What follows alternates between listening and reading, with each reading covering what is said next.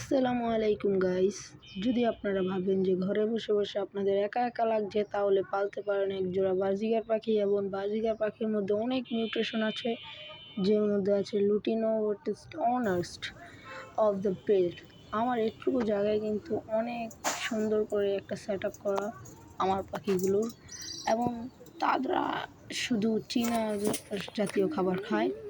এবং একটা হচ্ছে লুটিনো আর একটা হচ্ছে ক্লাসিক। তাই আমি আরও পাখি আনতে পারি, সামনে ফ্রেঞ্চ পাখি আনতে পারি। আমি ফ্রেঞ্চ জাবা যেটি বলেন, ছোট জাতীয় পাখি আর কি।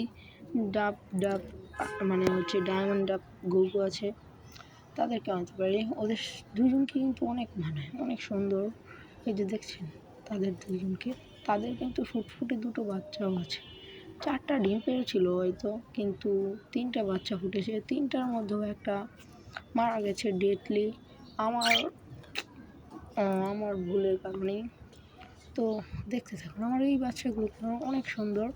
এবং আমার 2 জোড়া পাখি ছিল, কিন্তু ওই 2 জোড়ার মধ্যে আমার 1 জোড়া বিক্রি করতে হয়েছে কিছু সমস্যার কারণে।